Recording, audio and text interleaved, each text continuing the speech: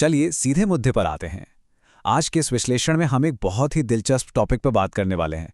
नए क्रिएटर्स के लिए कंटेंट डिस्कवरी और उस रहस्यमय एल्गोरिदम के असली खेल को डिकोड करना। देखिए, अक्सर ऐसा लगता है ना कि कुछ चैनल्स तो रातों रात आसमान छू लेते हैं और बाकी बस संघर्ष ही करते रह जाते हैं। तो आज सोर्सेज और डेटा की मदद से इस पूरे सिस्टम की परतों को खोला जाएगा। एक लाइन जो बार बार सुनने को मिलती है, सिस्टम तो बस पुराने चैनल्स को ही प्रमोट करता है। सच कहूं तो ये एक बहुत बड़ी गलतफहमी है।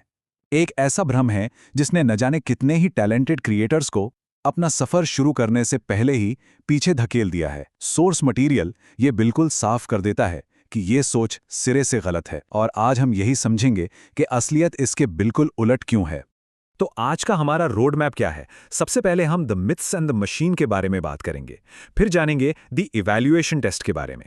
इसके बाद सबसे बड़ी गलतियों पर आएंगे। पहली बाधा यानी द क्लिक, और दूसरी बाधा यानी शुरुआती 60 सेकंड, और आखिर में हम उस वायरल ग्रोथ फॉर्मूले तक पहुंचेंगे जो असल में काम करता है। तो चलिए सबसे पहले बात करते हैं the myth and the machine की। एल्गोरिदम के काम करने का असली तरीका क्या है, आइए इसे समझते हैं। सबसे जरूरी बात, एल्गोरिदम एक सिस्टम है, कोई इंसान नहीं। इसकी किसी से कोई पर्सनल दुश्मनी या दोस्ती नहीं होती। इसमें कोई इमोशंस नहीं है।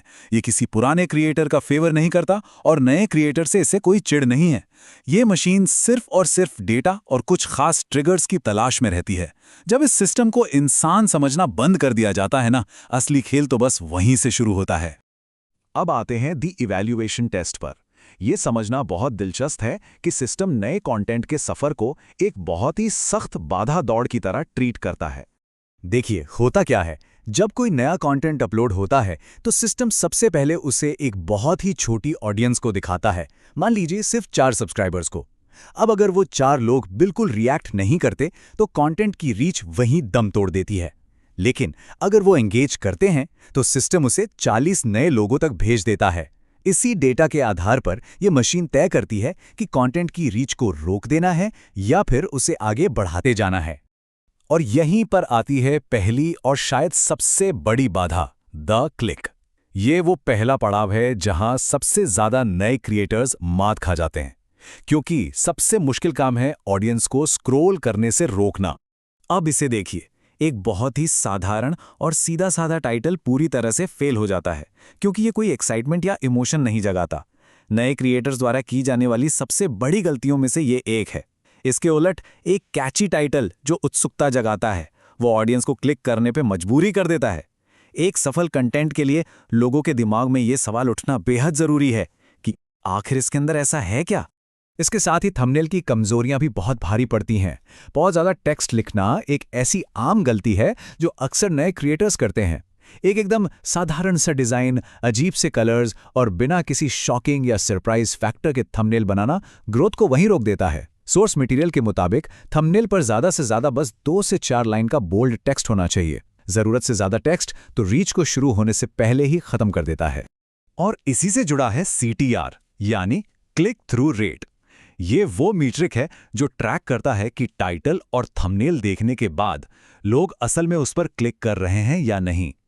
अगर ये पहली ही बाधा पार नहीं होती तो CTR एकदम गिर जाता है, और इसका नतीजा, सिस्टम तुरंत ही मान लेता है कि कंटेंट अनइंटरेस्टिंग है और उसे प्रमोट करना बिल्कुल बंद कर देता है। चलिए मान लेते हैं कि क्लिक मिल गया। इसके बाद आती है दूसरी सबसे बड़ी बाधा, शुरुआती 60 सेकंड। क्लिक मिलने के बाद शुरुआत में ऑडियंस को टिकाए रखना अगली सबसे बड़ी चुनौती है।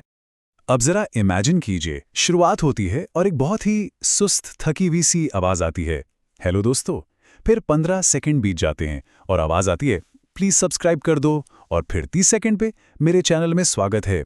भाई 60 सेकंड होते होते तो ऑडियंस बोर होकर जा चुकी होती है। इतनी जल्दी सब्सक्राइब करने के लिए कहना और ऐसा बोरिंग इंट्रो देना, ये ऑडियंस रिटेंशन को पूरी तरह तबाह कर देता है। ये एक ऐसी भयंकर गलती है जो नए चैनल्स को कभी आगे नहीं बढ़ने देती। इसके बिल्कुल विपरीत हाई रिटेंशन हुक्स को अपनाना बहुत जरूरी है। पूरी एनर्जी के साथ सीधे मुद्दे पर आना चाहिए, कोई घुमाव फिराव नहीं। एक स्ट्रॉन्ग स्टेटमेंट देना या फिर कोई ऐसा कॉन्सेप्ट सामने रखना जो तुरंत सोचने पर मजबूर कर दे। एक दमदार और एनर्जेटिक इंट्रो ही सिस्टम को यह पक्का सिग्नल देता है कि कंटेंट जबरदस्त है और ऑडियंस को स्किप करने से रोक लेता है। इन सब गलतियों और बाधाओं को समझने के बाद अब हम पहुंचते हैं उस फाइनल हिस्से पर जिसका सबको इंतजार रहता है, वायरल ग्रोथ का फॉर्मूला। तो अब सबसे बड़ा सवाल यही है ना, नए चैनल्स असल में वायरल होते कैसे हैं? इन तमाम गलतियों से बचते हुए वो कौन सा फॉर्मूला है जो बिना किसी पुरानी ऑडियंस के भी एकदम सटीक काम करता है? जवाब है 0। जी हाँ, 0। एक नए क्रिएटर को वायरल होने के लिए असल में 0 मौजूद सब्सक्राइबर्स की ज़रूरत होती है। ऐसा इसलिए है क्योंकि ये सिस्टम पूरी तरह से सिर्फ और सिर्फ परफॉर्मेंस को रिवॉर्ड देता है, चैनल की पुरानी हिस्ट्री को नहीं। अगर कंटेंट में दम है तो सब्सक्राइबर्स की संख्या लिटरली कोई मायने नहीं रखती। तो फिर सबसे क्रूशियल पॉइंट क्या है? सफलता के 3 मुख्य तत्व हैं। पहला, ऐसे थंबनेल्स जो ऑडियंस की स्क्रोलिंग को रोक दें। दूसरा, शुरुआती 5 सेकंड का एक ऐसा पावरफुल हुक जो उन्हें तुरंत बांध ले। और तीसरा, ऐसे टॉपिक्स जो सीधे लोगों की प्रॉब्लम्स को सुलझाएं या उनकी इच्छाओं से मेल खाएं। यही क्यूरियोसिटी, तुरंत एंगेजमेंट और ऑडियंस की जरूरत को पूरा करने का एकदम परफेक्ट फॉर्मूला है। आखिर में सब कुछ यहीं आकर रुकता है कि एल्गोरिथम केवल एंगेजमेंट को रिवॉर्ड देता है। तो सोचने वाली बात यह है, क्या क्रिएटर्स सिर्फ अपने खुद के शौक के लिए कंटेंट बना रहे हैं या अपनी ऑडियंस के लिए? क्योंकि ये सिस्टम असल में कुछ और नहीं, बस ऑडियंस की पसंद और नापसंद का एक आईना भर है। जब ये समझ में आ जाता है कि पहली प्रायोरिटी ऑडियंस को वैल्यू देना है, तो वो बिना इमोशन वाला सिस्टम भी अपने आप सबसे बड़ा सपोर्टर बन जाता है ना दिलचस्प? आज के इस विश्लेषण में हमारे साथ जुड़ने के लिए बहुत बहुत धन्यवाद।